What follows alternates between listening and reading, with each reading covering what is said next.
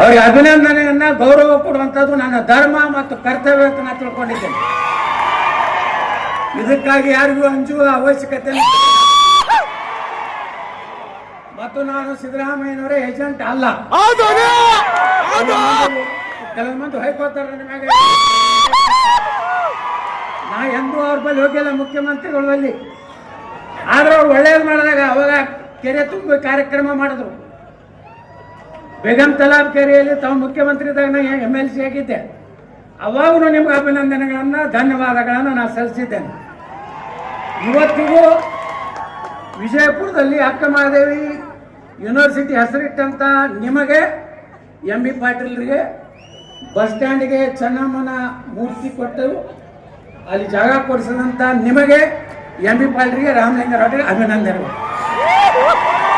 ಇದಕ್ಕೇನು ರೊಕ್ಕ ರೂಪಾಯಿ ಬೇಕಾಗುದಿಲ್ಲ. ಇದಕ್ಕೇನದು ಪುಕ್ಸಡ್ ಧನ್ಯವಾದ ಹೇಳಕ್ಕೆ ರೊಕ್ಕ ಬೇಕಾ?